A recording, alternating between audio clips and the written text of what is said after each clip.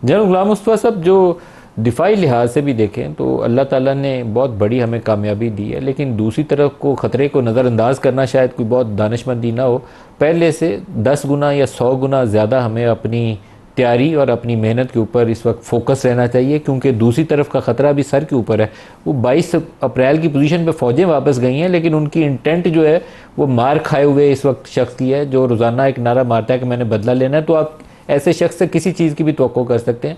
कोई stupid action, कोई हमाकत, कोई जारियत वो दोबारा शुरू कर सकता है और आपको उसका जवाब देने के लिए तैयार रहना चाहिए। जी मर साहब, बिल्कुल सही कहा आपने।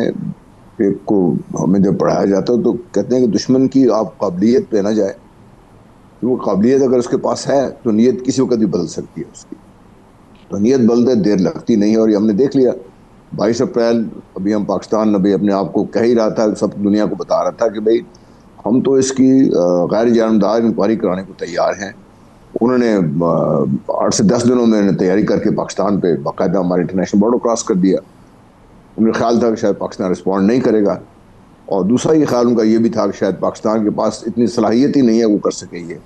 और बदकिस्मती से हमारे अपने पाकिस्तानी हैं जो ये बात फैलाने में आग पेश पेश रहते हैं कि हम तो भी रह गए, ख़त्म हो गया। अल्लाह का शुक्र है, अल्लाह ताला ने बड़ी कामयाबी दी है। लेकिन मैं आपकी बात से 100% नहीं, 1000% एग्री करता हूँ।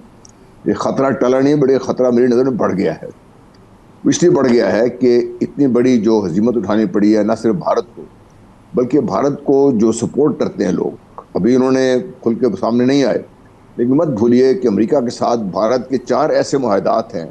अगर आप स्टडी करें तो उसमें कोई शक रह नहीं जाता कि ये मुआहदात उसको स्ट्रेटेजिक नोयत के हैं, जिसमें इंटेलिजेंस शेयरिंग भी है, जिसमें बेसिस शेयरिंग हो सकती है, जिसमें और किस्म की इमदाद भी हो सकती है। तो वो अगर इन प्ले नहीं आए अभी, इसका ये मतलब है कि नहीं होंगे। उनकी मुआहदात करने की वजह थी, वो वजह तो दूर नहीं हुई इससे। तो इसलिए मैं समझता हूँ कि खतरात बढ़े हैं हमारे लिए। और वो भारत अभी जब नेक्स्ट टाइम अभी आएगा, कब आता है ये मैं नहीं कह सकता, लेकिन मुझे इसमें कोई डाउट नहीं है कि भारत फिर आएगा। और जब अब आएगा तो अब शायद जितना अभी हमारा नुकसान हुआ, शायद इससे ज़्यादा नुकसान करने की पोजीशन तैयारी करके आएगा इससे। अल्लाह ताला रहम फरमाए। पाकिस्तानी कौम ने तो ये साबित कर दिया है कि हम किसी किस्म की कोई जहरीत बर्दाश्त करने को तैयार नहीं है। पूरी दुनिया को भी हमने ये बता दिया है। पूरी दुनिया को हमने ये बता दिया है कि आपस में एक दूसरे के दस्ते गिरवान रहे भी, तो जैसे ही पाकिस्तान की तरफ का मैली आँख से देखते हैं तो हम उसकी आँख फोड़ने को तैयार हो जाते। वैसे ही तो कौम, इसलिए हमें तैयारी भी करनी चाहिए। दूसरा, मैं बसद एहतराम जो मेरे सियासी दोस्तों से अर्ज करना चाहता हूँ, देखिए मसला कश्मीर से ही शुरू हुआ था। ये सारा पुलवामा ले लें, आप पठानकोट ले लें, आप ये पहलगाम ले लें, सब कश्मीर से ही हुआ। ये जब तक कश्मीर पे ही ख़त्म नहीं होगा तो आपका मसला सिर्फ एक ही है। जब कश्मीर का मसला हल हो जाएगा तो जो पानी का मसला है ये तो इससे लिंक्ड है। ये अगर कश्मीर पे भारत का सल इस तरह ना हो, तसल्लुत ना हो ऐसा, तो आपका पानी का मसला तो है नहीं फिर आपके लिए। फिर आप भारत को उस लेने की पोजीशन में होंगे। और इसलिए हमें इस मौके पर जो आपकी बहसीत कौम और आपकी अफवाज पाकिस्तान ने मिलकर जो एक वो जो बहुत बड़ी क़ुव्वत फराहम की है, बहुत बड़ी इम्पिटस फराहम किया हमारे जो डिप्लोमेटिक कोर है उसके लिए। और अगर ये इस वक्त भी हम कश्मीर को जिस तरीके से मोदी साहब की कोशिशों से इंटरनेशनलाइज हो गया हुआ है, इसको हम अगर और पूरी तरीके से दुनिया के मुख्तलिफ ममालिक को नहीं समझा सकेंगे कि भाई हम एक दफ़ा नहीं 2 दफ़ा पिछले चंद सालों में एटमी ताकत, एटमी जंग के करीब करीब आते रह गए हैं।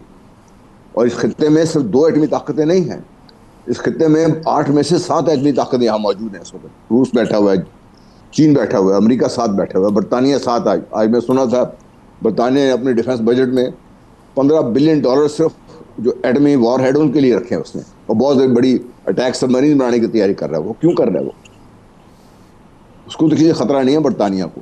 तो मेरे कहने का मतलब ये कि इंटरनेशनली भी हमें ये खबरदार भी रहना है, तैयारी भी करनी है, और ये जो हमें डिप्लोमेटिकली जनरल गुलाम मुस्तफा, जो एक पूरी दुनिया में एक वो जो बड़ी ताकतें हैं ना, जैसे इनका इंटेलिजेंस शेयरिंग का एक मैकेनिज्म है, वो 4 ईज या 5 ईज वाला वो जो कॉन्सेप्ट है, एक वो आइज ऑन द स्काइज, वो हटाने के लिए भी वो कहते थे कि सारों ने इंटेलिजेंस शेयरिंग की थी पाकिस्तान के, जब वो आपके PC-3 ओरियंट्स और दूसरी चीज़ों को हिट किया गया था। तो वो वाला सेटअप तो इंडिया के साथ था माजी में, और अभी भी सोचें कि वो उससे हट जाएगा तो नहीं हटेगा। इसराइली जो हैं वो प्राइम मिनिस्टर साहब ने हमें प्राइम मिनिस्टर हाउस में ब्रीफिंग के दौरान बताया कि वो श्रीनगर के अंदर उनकी प्रेजेंस मौजूद थी, और उनके जो ड्रोन अटैक हुए उसके अंदर उनकी इक्विपमेंट भी इस्तेमाल हुआ, उनके वहाँ जो ऑपरेटर्स थे, चलाने वाले थे, वो भी इसराइली थे। तो वहाँ पे स्पोर्ट बेस मौजूद है, आपको उसको काउंटर करने के लिए एफर्ट करनी है।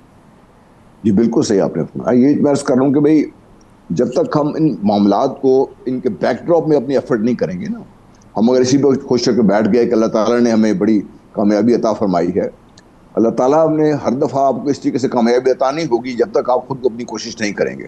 और हमारी कोशिश में अगर कोई भी कमी कहीं रह जाएगी तो मैं ये समझता हूँ कि हमारी ये सियासी जो लीडरशिप है इस वक्त, ये उनका बहुत बड़ा इम्तिहान है। क्या वो इस वक्त जो तवक्कुआत हैं, हमारी कौम की तवक्कुआत हैं, जो मौका मिला है अल्लाह ताला के फजल व करम से, क्या हम उसका फ़ायदा उठा सकते हैं? क्या उसको हम उस लेवल पर लेके जा सकते हैं जब दुनिया मजबूर हो जाए कि भाई जो बात है ये डेफिनेटली कश्मीर का मसला हल होना ही है, अगर ये नहीं होगा तो ये आज नहीं कल फिर दोबारा जंग छिड़ने का खतरा भी है और जंग के बढ़ने का अंदाजा भी है। तो ये वो मौका है, मैं समझता हूँ कभी कहीं अगर हमने कमजोरी दिखा दी हमारे डिप्लोमेटिक कोर ने या जिसी से, मैं नईसा की बात से एग्री करता हूँ। हमारे डियास्पोरा जो है अल्हम्दुलिल्लाह, वो पहले तो सिर्फ नौकरियां करते थे 8-8 घंटे की, 2-2 घंटे की, अब वो बाकायदा माशी तौर पर भी काफ़ी आज़ाद हो चुके हुए हैं। तो उनका अपने साथ मिलाएं, उनको साथ।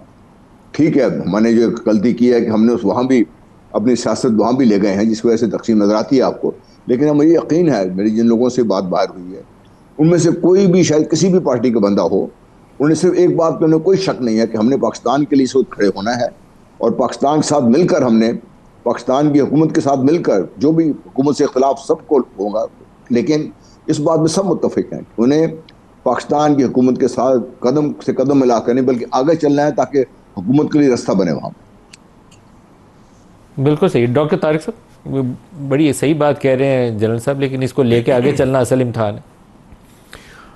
मलिक साहब बिल्कुल सही बात है, जनरल साहब ने सारी जो बातें की हैं मैं बिल्कुल उन्हें एंडोर्स करता हूँ।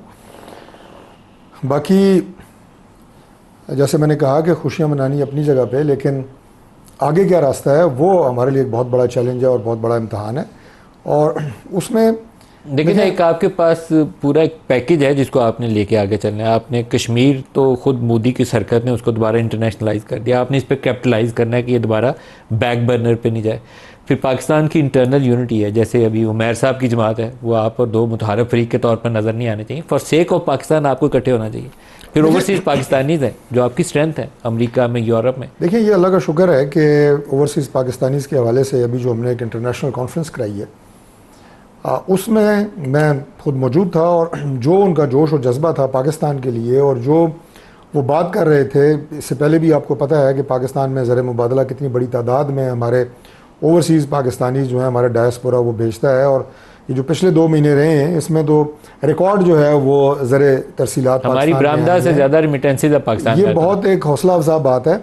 और जो अब माशाल्लाह उनके अंदर जोश और एक जज्बा देखने में आ रहा है, और जनरल साहब ने भी उसका very rightly he also mentioned about that, कि वो पाकिस्तान के लिए, पाकिस्तान की तरक्की के लिए, पाकिस्तान की दिफा के लिए, पाकिस्तान की सालमियत के लिए वो हर कदम तक जाने के, वो हर कदम बढ़ाने के लिए तैयार है, हर हद तक जाने के लिए तैयार है।